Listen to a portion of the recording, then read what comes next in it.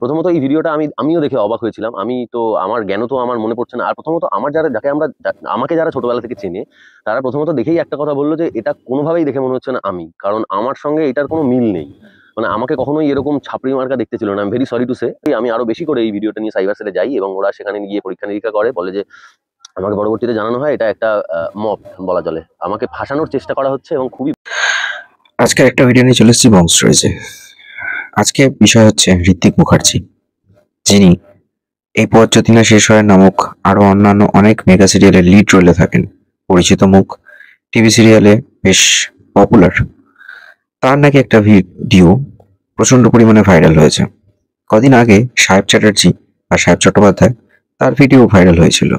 অর্থাৎ সুব্রত চট্টোপাধ্যায়ের যে ছেলে সাহেব, তিনি, তার নাকি একটা ওই আর কি, যাই হোক, একটা ভিডিও ছড়িয়েছে। আমি ভেবেছিলাম এআই ছিল। তো ন্যাচারালি ঋত্বিক মুখার্জি, তার ভিডিও যেটা ভাইরাল হয়েছে, আমি ধরেই নিলাম সেটাও এআই বেসড। কিন্তু সেই ভিডিওতেও অনেকে বলছে না এটা এআই নয়, এটা অরিজিনাল। এবং অনেকেই বলছে লিঙ্ক কোথায়, লিঙ্ক কোথায়, লিঙ্ক কোথায়। আমার কাছে কথা হচ্ছে, এই যে ভিডিওগুলো দেখার যে মানুষের মধ্যে এত আগ্রহ, লিঙ্ক চাওয়ার এত টেন্ডেন্সি কি আছে বলুন তো? আমি তো বুঝে পাচ্ছি না। এখন কি এটা খুব ট্রেন্ড হয়ে গেছে যে জনপ্রিয় যারা টেলিভিশন তারকা, তারা নিজেদের বান্টু হাতে ঘুরে বেড়াচ্ছে?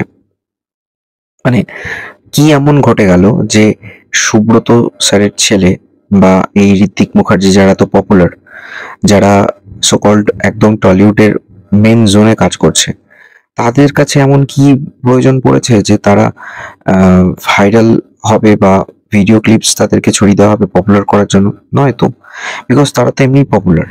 আর সেকেন্ড থিং হচ্ছে যে এআই বেস যদি না হয় তো কি, মানে তারা নিজেরা অপোজিট সাইডে কোনো একজন মহিলার সাথে ভিডিও চ্যাট করছে আর তাদের ভিডিও ক্লিপস গুলো ভাইরাল হয়ে গেল, কারা করলো? কোথাও তো একটু লজিক লাগাতে হয়। যে প্রথমত যারা বলছেন যে লিঙ্কটা দিন, লিঙ্কটা দিন, লিঙ্ক দেখতে চান, কি দেখবেন? এটাই যে একজন স্পেশালি এবার মেয়েদের মধ্যে যে একজন পপুলার একজন টিভি অ্যাক্টর, সে তার বান্টু হাত বসে রয়েছে।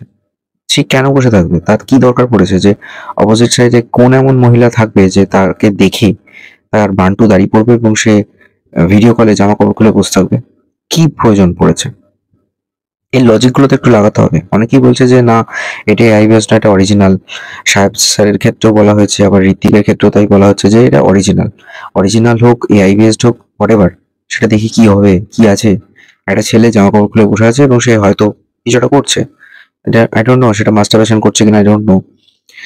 বাট কথা হচ্ছে যে তারা তো তাদের মতো করে একটা প্রাইভেসি মেনটেন করার চেষ্টা করছে।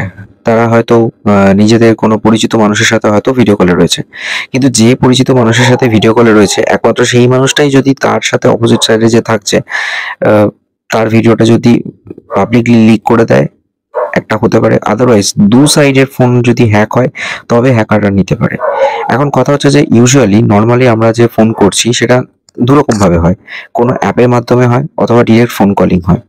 অ্যাপের মাধ্যমে হোয়াটসঅ্যাপ কল অথবা টেলিগ্রাম কল অথবা স্ন্যাপচ্যাটের কল হতে পারে। এখন স্ন্যাপচ্যাটের কল যে লিক হয়ে গিয়ে এইভাবে ভাইরাল করবে, সেটার চান্স থাকলেও থাকতে পারে, আমি মেনে নিচ্ছি, যদি ফোনটা হ্যাক হয়। আদারওয়াইজ এটা এআই ছাড়া এইভাবে কখনোই হ্যাক করা সম্ভব না, বা এআই দিয়েই একমাত্র এই পিকচারগুলোকে ভাইরাল করা হয়েছে। বিকজ এখন এখানে ঋত্বিক মুখার্জি যে রয়েছেন, তিনি নিজে এটা নিয়ে একটা সাইবার সেলে একটা রিপোর্ট করেছেন এবং কলকাতা পুলিশ তার সাথে কন্ট্যাক্ট করেছে যদি সেটাকে রিট্রিভ করা যায়।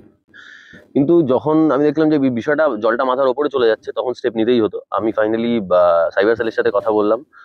ওদের জানিয়েছি অ্যাপ্লিকেশন, মানে যা যা যা প্রসিডিওর আছে সবকিছু করেছি। ওরা খুব শিগগিরই কিছু স্টেপ নেবে আমাকে জানিয়েছে এবং নিয়েছে অলরেডি আমাকে। তো সুতরাং বোঝাই যাচ্ছে যে এই ধরনের বিষয়গুলো থেকে যত দূরে থাকা যায় তত ভালো।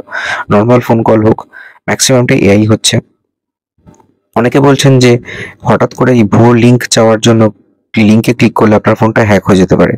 তার জন্য সেটিংস যদি প্রপার মেনটেন করা যায়, ক্রোমে গিয়ে অ্যান্ড্রয়েড ফোন যারা ইউজ করছেন অথবা আইফোন যারা ইউজ করছেন, তারা যদি সেটিংস প্রপারলি এবং প্রাইভেসি যদি প্রপারলি, মানে সেটিংসটা যদি ঠিকঠাকভাবে স্টোর করা থাকে, প্রপারভাবে যদি ম্যানেজ করা থাকে, তাহলে কোনোভাবে আপনার ফোন হ্যাক হবে না। আর সেকেন্ড থিং হচ্ছে যে যারা বলছেন যেটা এআই নয়, এটা অরিজিনাল, আমি আবারও তাদেরকে বলছি, এই ধরনের লিঙ্কে যাওয়া বা এই ধরনের বিষয়গুলো নিয়ে অতি উৎসাহী না হয়ে এরকম কোনো জিনিসের প্রতি আগ্রহটা বাড়ান যেটা আমাদের কোনো কাজে আসতে পারে। আমি এখান থেকে কোনো রকম ভিউ পাওয়া বা এটা থেকে কোনো রকম ভাবে মনিটাইজেশন বা এক্সট্রা কোনো বেনিফিট পাওয়ার জন্য ভিডিও বানাচ্ছি না। I am for the only awareness, যে এই ধরনের ভিডিওগুলো থেকে যত দূরে থাকবেন ততই ভালো।